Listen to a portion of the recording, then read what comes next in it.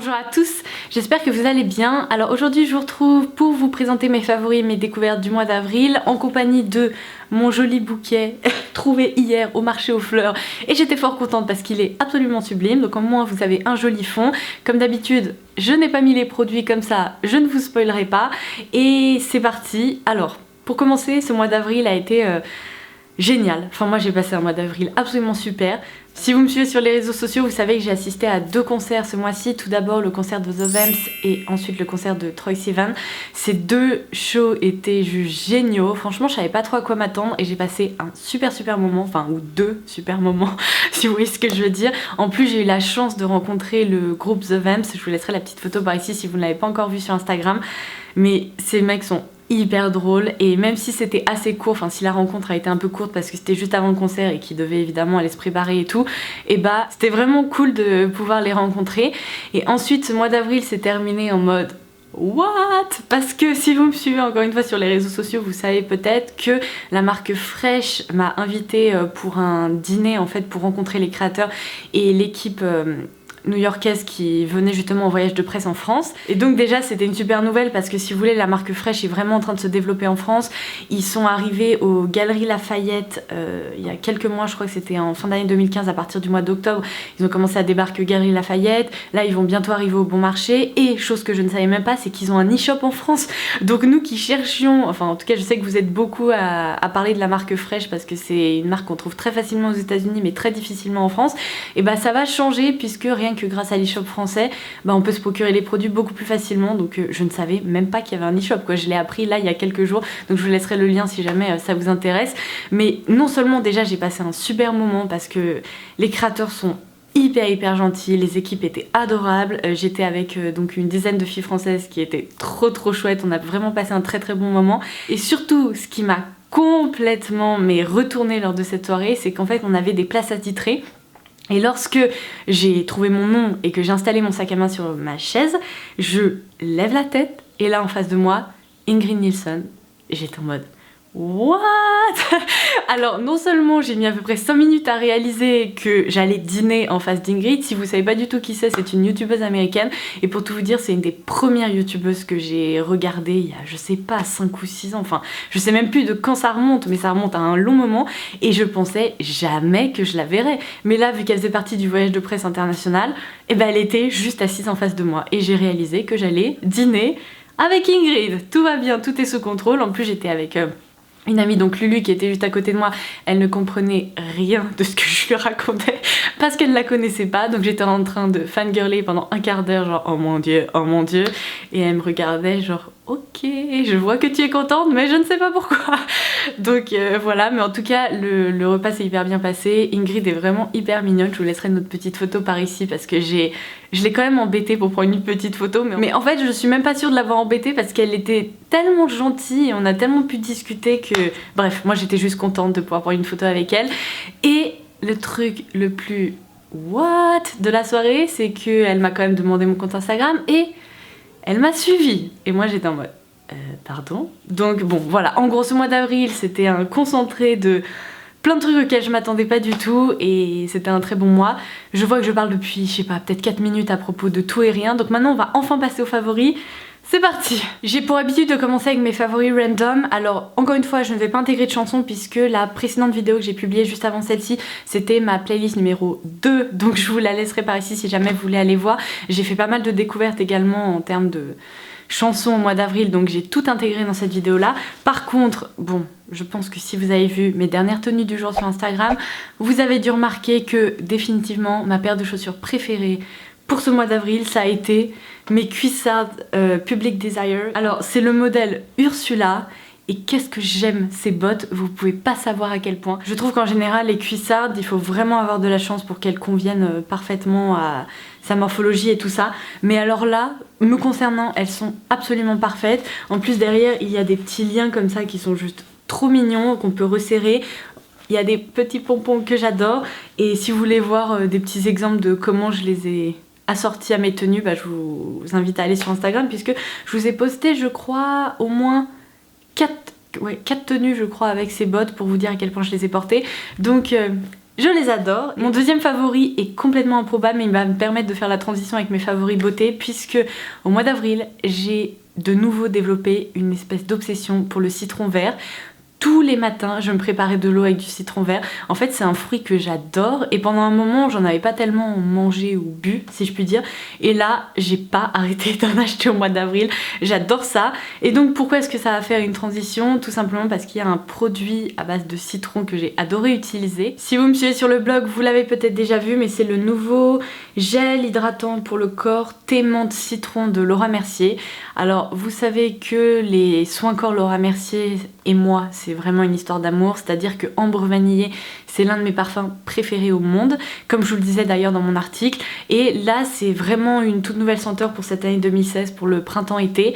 Je trouve que ça sent le mojito, ça sent tellement bon, c'est tellement rafraîchissant, ça donne envie de se mettre devant une piscine, pour ma part sous un parasol, et profiter d'un moment absolument merveilleux. J'adore cette crème corps parce qu'elle est très fraîche, presque désaltérante dans un sens, elle permet vraiment de bien hydrater le corps et pourtant elle est pas collante. Donc en gros ma routine ces dernières semaines ça a été presser un citron vert dans de l'eau, appliquer ce gel hydratant pour le corps et c'était parfait, ma journée pouvait commencer. Bon évidemment après ça j'ai ajouté une séance de maquillage mais en gros vous voyez le principe, c'était vraiment la base ces dernières semaines. Un autre favori que j'ai redécouvert puisque je m'en suis servi pendant très longtemps, c'est la crème sorbet hydratante Vino Source de Caudalie. Ils ont sorti une nouvelle édition avec un tube tout rose.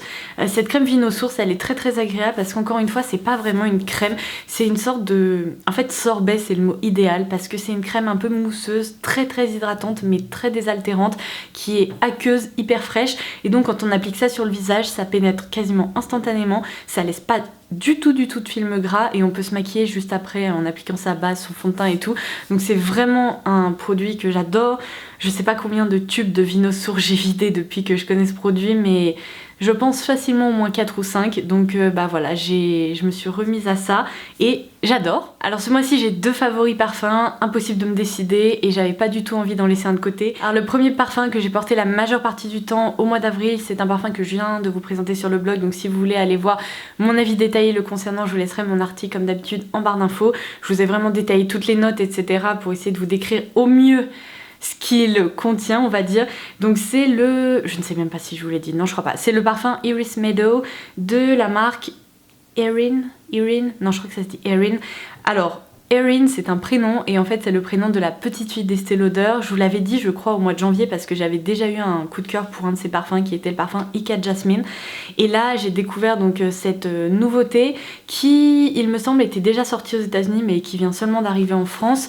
Alors ces parfums là sont de vrais bijoux. Il faut aimer je pense vraiment le parfum parce que non seulement ce sont des objets absolument sublimes, on a une magnifique pierre sur le bouchon et tout, mais en plus ce sont des parfums qui sont très différentes des autres je trouve parce qu'ils tournent vraiment autour des fleurs mais il y a tout un accord autour qui leur donne un côté hyper mystérieux et en même temps élégant, enfin je trouve ça complètement dingue. En tout cas pour le moment les 2 parfums que j'ai testés dans cette marque je les ai adorés. Celui-ci ce qui est assez dingue c'est que l'iris c'est pas trop une fleur que j'ai l'habitude de retrouver dans mes parfums, déjà parce que c'est un ingrédient de parfumerie qui est très rare mais ensuite parce que tout simplement en fait je cherche jamais de parfum à base d'iris parce que je ne sais pas vraiment ce que ça sent et en fait c'est vraiment une fleur très particulière qui tient très bien sur la peau, qui est féminine mais pas sucrée comme certaines fleurs peuvent l'être et pourtant elle a un peu tendance à tirer vers la violette. Bref, je crois que je pars trop loin. En tout cas, c'est vraiment un accord qui est très étonnant parce que quand on s'approche comme ça du parfum, au tout début, on ressent des notes d'agrumes, un peu de mandarine, etc. Ça disparaît très vite et ça laisse place à un fond hyper boisé, hyper chaleureux. Mais ça, c'est seulement quand on l'a vraiment sous le nez parce que dès qu'on s'écarte un peu ou par exemple je le vaporise dans mon cou, sur mes vêtements, et ben je sens en cours de journée que c'est définitivement fleuri, mais encore une fois, il y a ce côté un peu mystérieux et c'est vraiment quand on s'approche qu'on ressent l'effet boisé. Bref, il est juste génial ce parfum, je l'adore. Et je pense que je vais continuer à le porter. Et dans un registre complètement différent qui n'a absolument rien à voir, c'est le parfum Terracotta de Guerlain. Alors, pour le coup, je l'ai découvert il y a quoi, une semaine ou une semaine et demie. Et lorsque je l'ai senti, je me suis dit mais ça correspond tellement pas à ce que tu portes habituellement. c'est dingue, je comprends pas comment j'ai pu avoir un coup de cœur pareil parce que c'est un parfum qui est complètement solaire. C'est vraiment le parfum d'été pour moi. En même temps, je pense qu'on peut le porter le reste de l'année sans problème si on aime ça. Pour tout vous dire, c'est une découverte tellement récente que je sais même pas ce qu'il y a comme note là-dedans. Mais en tout cas, comme ça, je dirais que c'est un peu un fond de monoï, un peu laiteux, crémeux, ultra gourmand. Et je sais pas, ça rappelle l'odeur de crème solaire élégante. Vous voyez, pas les crèmes solaires genre on se dit oh ça sent la crème solaire super. Là c'est vraiment le côté Beyoncé va à la plage, si vous voyez ce que je veux dire. C'est juste fou, c'est d'une élégance complètement dingue. Et quand j'ai senti ce parfum, mais vraiment je revenais pas parce que je m'attendais... Je sais pas à quoi je m'attendais, mais en tout cas je m'attendais pas à l'aimer à ce point-là. Et pourtant bah, j'ai commencé à le porter là il y a quelques jours et vraiment je l'aime beaucoup. Alors ensuite en termes d'anti-cerne, mais là c'est plutôt un duo donc je vais commencer par celui-ci. J'ai découvert au mois d'avril le Sculpt and Highlight de NYX qui est un duo. Alors comme vous pouvez voir d'un côté il y a une teinte d'anti-cerne ou de produit qui permet tout simplement de corriger les petits défauts ou tout simplement d'apporter de l'éclat, et de l'autre côté on a un concealer, un peu de taupe, ça c'est la teinte la plus claire que je tiens donc c'est le duo numéro 1. Et cette teinte taupe permet tout simplement de créer des reliefs et en fait c'est vraiment le principe du contouring ultra facile. Je vous mettrai une petite photo que j'avais utilisée pour illustrer mon article, mais le principe c'est évidemment on va éclairer le dessous de l'œil, le centre du front, l'arête du nez, le centre du menton, et avec la teinte plus foncée on va contourer les joues, les tempes, un petit peu ici si on veut l'os de la mâchoire. Ça permet vraiment de se contourer le visage de façon ultra facile parce qu'après on blende tout ça au beauty blender ou au pinceau. Et bien pour tout vous dire je le porte aujourd'hui, je sais pas si vous allez pouvoir voir mais je trouve ça apporte vraiment de la définition de façon ultra naturelle. Et donc bah, j'en suis complètement fan. Alors je pense que cette partie là va se vider beaucoup plus lentement que celle-ci parce que là pour le coup vu qu'on s'en sert sous le contour des yeux et tout, bah, ça risque de se vider assez rapidement. Donc c'est pour ça que j'essaye de l'utiliser avec parcimonie et je complète aussi avec l'anti-cerne Radiance Reveal de Bourjois. Pareil, je vous en avais parlé sur le blog, ça a été une très très bonne découverte ce petit anti-cerne parce qu'il apporte beaucoup de luminosité et pourtant il est pas épais du tout. Donc sous les yeux on n'a pas du tout de paquet ou je sais pas quoi. Et en plus on peut très bien rajouter une petite poudre par dessus, il tient très très bien. Donc bah, en ce moment je me sers carrément de ces deux produits. Pour les joues, je me sers, mais en plus depuis plus d'un mois, le Multi Blush de Clarins dans la teinte 05 Rose qui est un blush donc, qui se présente dans un compact ultra relou parce que toutes les traces de doigts se mettent dessus. Par contre il s'agit d'un blush crème et j'adore cette teinte. Je trouve que c'est un rose très légèrement corail en fait qui apporte de l'éclat mais de fou, impossible de se planter avec ça parce que il se diffuse tellement bien sur les joues que le rendu est juste sublime, ultra naturel. C'est également celui que je porte aujourd'hui et je le trouve vraiment ultra réussi. J'aimerais avoir le temps de vous rédiger un article à propos des nouveautés Clarins. Je ne sais pas ce que je fais, il me manque encore des photos, bref. Vie ma vie de blogueuse. En tout cas, je vais essayer de faire ça pour très bientôt parce qu'il y a quand même de très jolies nouveautés dans cette collection. Et un autre produit, pour le coup, qui risque d'être présenté sur le blog très prochainement parce que mon article est quasiment terminé, c'est la palette ou le duo blush highlighter London with Love de Burberry. Alors définitivement, chez Burberry, ces derniers temps, ils nous créent des trucs absolument dingues parce que je vous avais présenté un highlighter il n'y a pas si longtemps et là, en fait... Voici à quoi ressemble cette petite palette, donc c'est juste trop mignon. Donc au centre juste ici on a un blush en forme de cœur et tout autour en fait c'est de la poudre illuminatrice. Alors on dirait, en fait quand je l'ai vu comme ça je me suis dit c'est pas un highlighter qui va être très satiné ou très lumineux. Et bien détrompez-vous, l'highlighter est sublime, ultra lumineux. Quand la lumière frappe les joues ça se voit vraiment beaucoup, donc j'adore. Par contre je dois vous avouer que faites attention si vous êtes débutante et que vous craquez sur cette palette parce que le blush est ultra pigmenté et la première fois en fait où je m'en suis servi j'ai eu une mauvaise surprise parce que je ressemblais un petit peu à une fille qui venait de faire un marathon, si vous voyez ce que je veux dire. Donc il faut y aller tout doux, en prélever vraiment très peu. Bon, désolée, c'est pour éviter d'avoir des reflets, mais il faut vraiment y aller mollo avec le blush. Mais en tout cas, une fois qu'on apprend à s'en servir, il n'y a aucun problème. Le rendu est très joli sur les joues. Un autre highlighter dont j'ai adoré me servir au mois d'avril, c'est l'Afterglow 8 Hour d'Urban Decay dans la teinte Sin, qui n'existait pas encore, qui vient de sortir là pour le printemps-été 2016. Alors cet highlighter est somptueux parce que comme vous pouvez le voir juste là, on le regarde, on sait qu'on va avoir un glow sublime un peu à la Beyoncé justement. Donc là pour le coup c'est l'highlighter que je porte juste là. J'ai encore une fois une lumière assez forte devant moi donc normalement ça devrait ressortir, mais sublime, vraiment sublime. J'avais peur qu'il soit trop jaune parce que comme vous le savez, moi les sous-tons trop dorés ou trop jaunes, j'aime pas tellement ça sur les joues. Et non, en fait sur la peau, il a vraiment juste un rendu ultra lumineux. C'est vraiment un beige légèrement doré, je l'adore. Il est complètement dingue. Alors évidemment mention pour le Fingertip Eyeliner de Sephora qui a été quand même une très belle découverte à laquelle je m'attendais pas du tout au mois d'avril. Je vous ai fait toute une vidéo première impression concernant cette nouveauté assez intrigante, donc je vous laisserai le lien en barre d'infos, mais c'est vraiment un eyeliner voilà, à la méthode d'application très étonnante. Et une fois que je l'ai testé, que j'ai approuvé parce que j'ai trouvé son rendu vraiment top, et bien j'ai continué de m'en servir. Alors souvent je le combine à mon feutre Pollen Joe vraiment quand je suis très pressée le matin et que j'ai envie d'être précise, rapide et efficace on va dire, mais en tout cas je l'applique toujours après le feutre pour apporter vraiment de la pigmentation et vraiment pour être sûre de la tenue de mon trait. Et franchement je suis hyper convaincue, je le trouve vraiment très sympa. Alors je viens à peine de vous publier une nouvelle vidéo concernant les 12 nouvelles teintes des Soft Matte Lip Creams de NYX, donc je vais pas vous les représenter, même si évidemment mention d'honneur pour la teinte Rome, pour la teinte Budapest, pour la teinte Madrid parce qu'elles sont sublimes. Par contre les deux couleurs que j'ai adoré porter au mois d'avril, alors tout d'abord c'est un autre produit NYX et là pour le coup, mais franchement incroyable, c'est le rouge à lèvres pleine couleur dans la teinte 03 et évidemment j'ai pas noté le nom, bravo, bravo. Ah, c'est juste là, j'ai rien dit. Donc c'est la teinte Kiss the Dust ou Mordre la poussière. Alors c'est très particulier comme rouge à lèvres parce que déjà en fait le raisin est un peu biseauté. Bon là je m'en suis servi donc vous n'allez pas très bien pouvoir voir, mais en fait il est un peu biseauté. Je comprends pas du tout ce principe parce que je trouve que ça sert vraiment pas à grand chose. Ça empêche au début d'être très précise, donc moi je préfère un peu m'en servir et l'arrondir de façon à ce que je puisse l'appliquer plus facilement. Mais maintenant je m'en suis servi plusieurs fois et j'ai plus du tout de problème. Alors déjà cette teinte c'est celle que je porte aujourd'hui, elle est sublime. C'est vraiment un nude brun. Encore une fois, j'avais pas trop l'habitude de porter ce genre de couleur et j'en porte de plus en plus, j'aime vraiment ça. Mais par contre, ce qui est hyper étonnant avec ces rouges à lèvres, c'est que ce sont des rouges à lèvres, enfin en tout cas j'ai testé que cette teinte pour le moment, mais vous pouvez être sûr que je vais prendre d'autres teintes parce que ce sont des rouges à lèvres qui ont un fini complètement mat, qui est quasiment sans transfert en fait.